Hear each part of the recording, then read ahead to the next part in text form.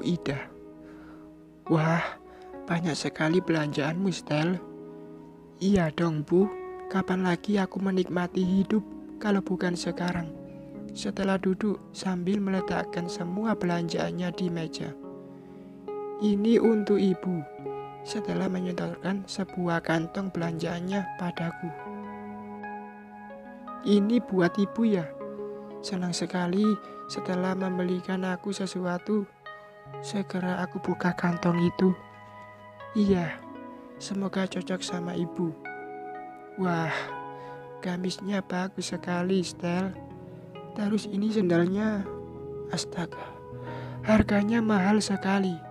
Baru kali ini aku punya sendal mahal.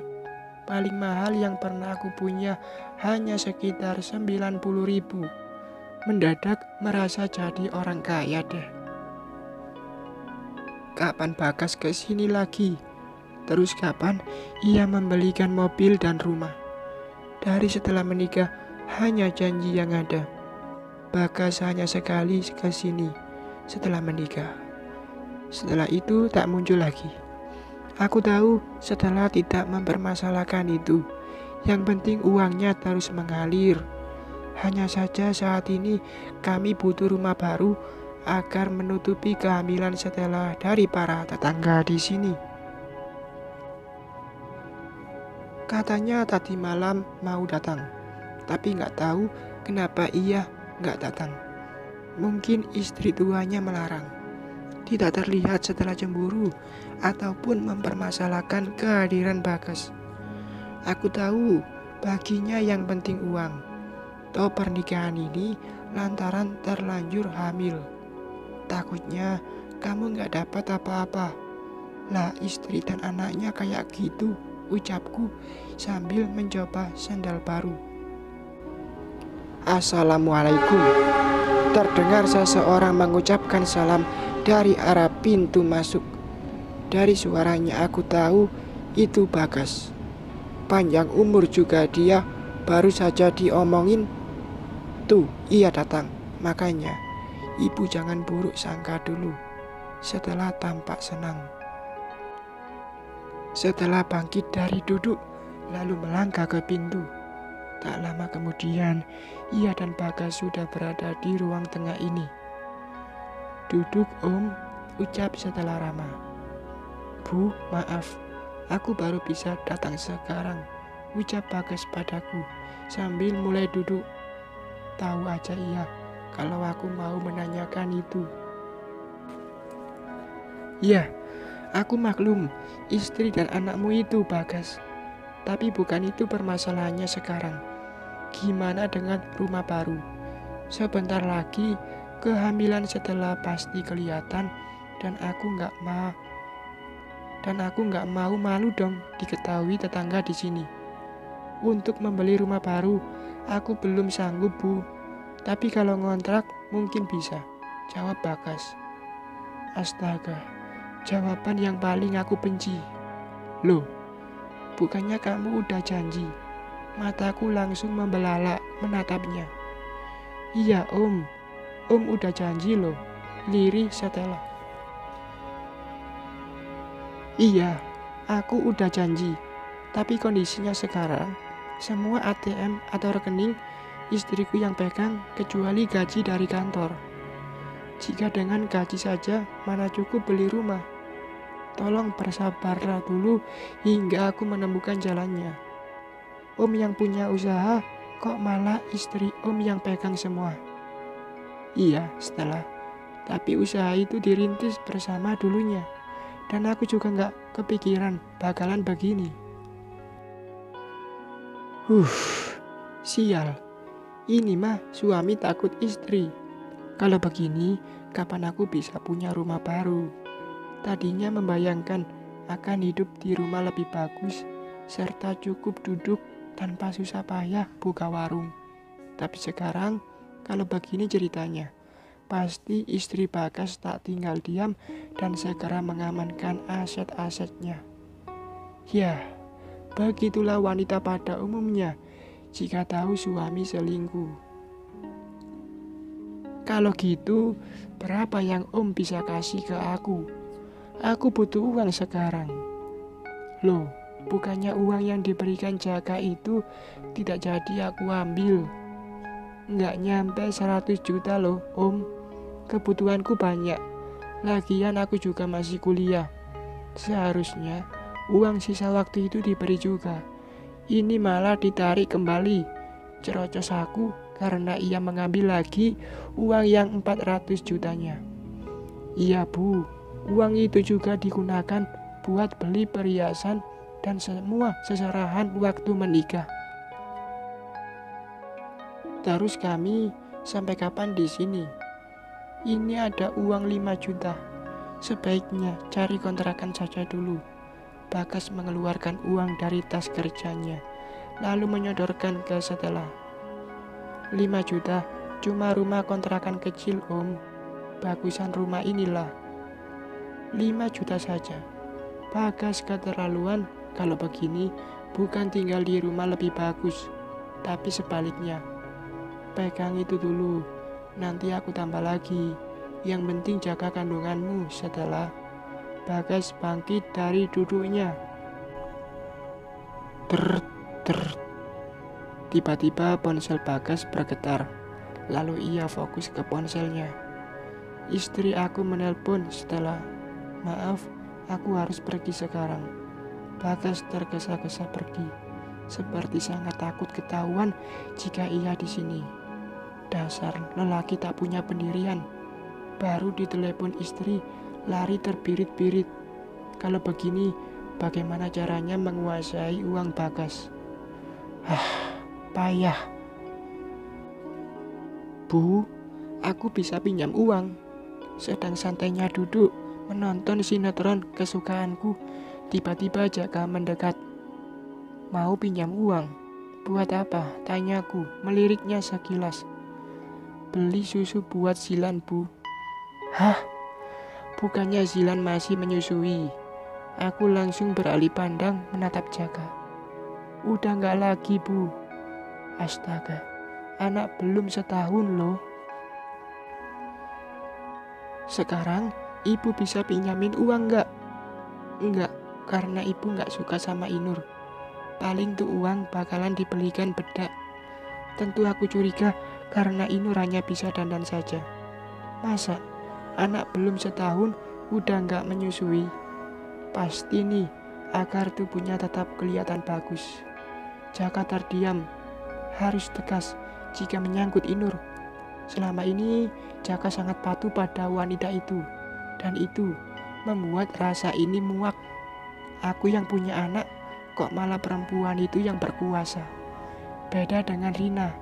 Lah Rina bisa dikendalikan, tapi itu dulu.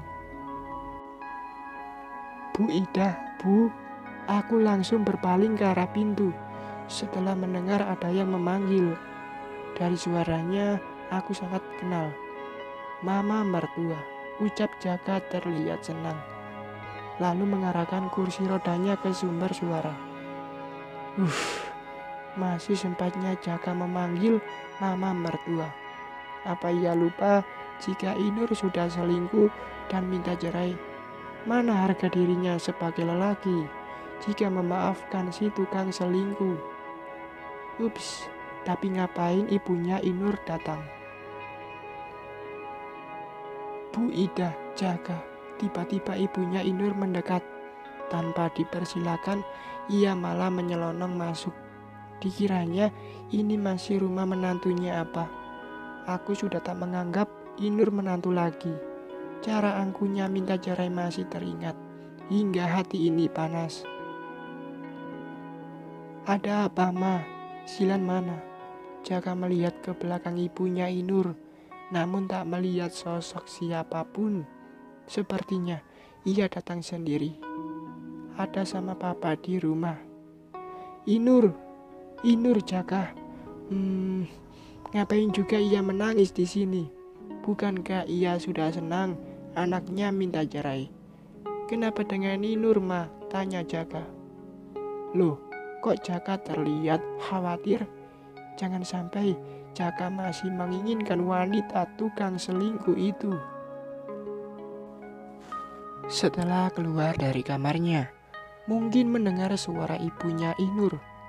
Lah suaranya keras kayak orang pasar. Ada apa sih Bu? Bisik setelah dengan arah pandangan ke ibunya Inur. Entahlah, ada apa dengan Inur mah? Tanya Jaka lagi. Aku juga penasaran deh. Wajah Inur dibakar seseorang Jaka.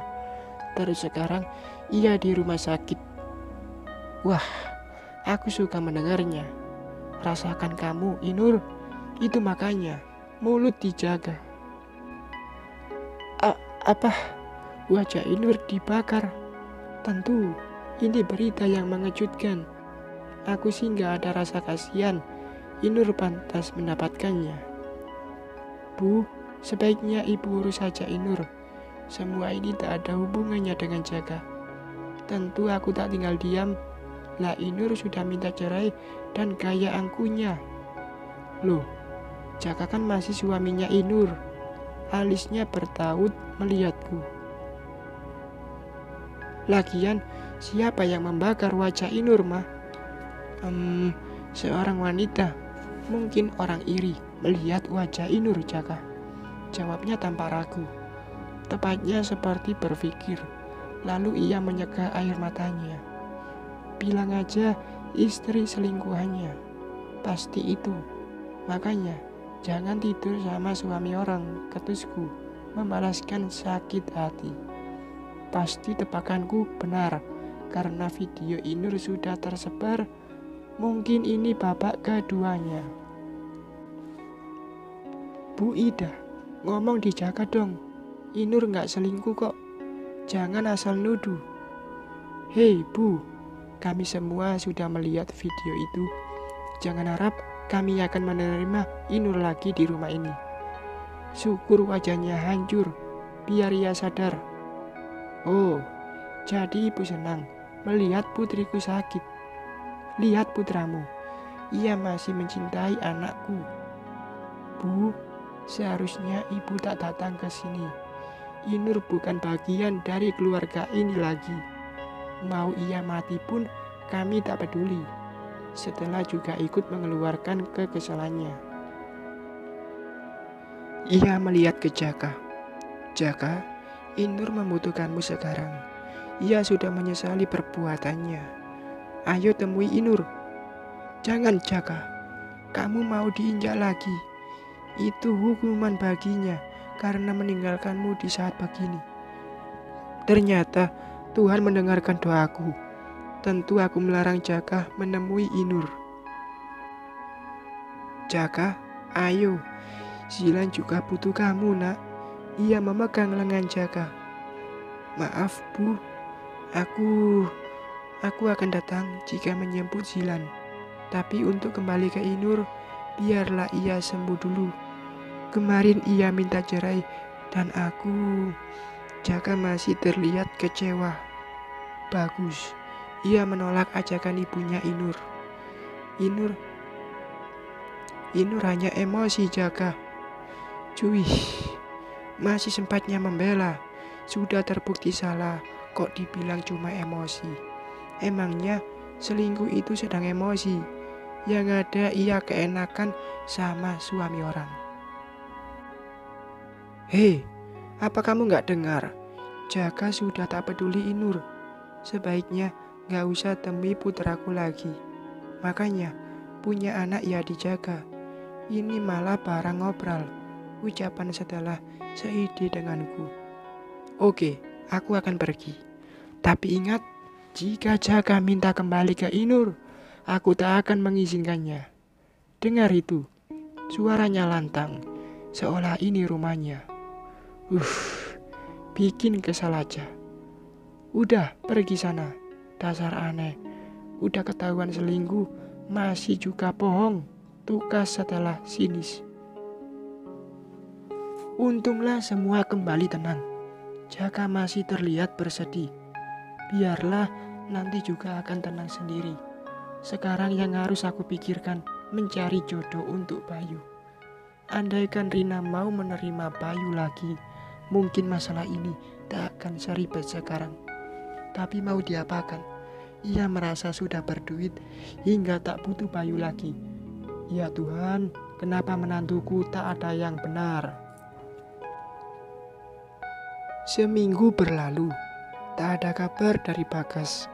Setelah memutuskan menemui Bagas ke kantornya, jika ke rumahnya tak mungkin karena ada istri dan anaknya. Aku duduk santai sambil minum teh menunggu setelah membawa uang. Lagian persediaan uang sudah menipis, belum lagi menampung Jaka yang tak bisa apa-apa. Dari Bayu mah nggak cukup, untuk listrik saja ia hanya mampu bayar separuh. Setelah kok pulang diam aja. Setelah pulang, tapi kenapa raut wajahnya sedih? Apakah istrinya Bagas melakukan sesuatu hingga ia seperti ini? Setelah aku memanggil Stella lagi, tapi ia malah duduk menangis. Aku segera menghampirinya. Ada apa? Istri Bagas menyakitimu? Setelah menggelengkan kepala. Atau anaknya bicara kasar? Setelah menggeleng lagi. Kelvin, bukan bu, jawab setelah terdengar parau. Terus kenapa? Mendadak ada rasa tak enak. Semua jawaban Stella membuatku pusing. Ia menggeleng sambil menangis. Astaga, ada apa lagi ini? Bagas melarikan diri. Bukan ibu. Lalu Stella memelukku. Tangisannya makin menjadi. Cerita Stella, ada apa? Bagas meninggal, Bu. Bagaimana dengan nasibku? Dek. Ya Tuhan, rasanya jantung ini mau berhenti. Badanku mendadak lemas. Bagas meninggal? Tidak. Sumber keuanganku. Terus bagaimana dengan nasib Stella? Rumah dan mobil baru. Apa kata orang-orang jika Stella hamil tanpa suami? Aku bisa gila memikirkannya. Baru saja Jaka kehilangan kedua kakinya. Kini Stella. Tidak. Dunia mendadak gelap di mataku. Bersambung.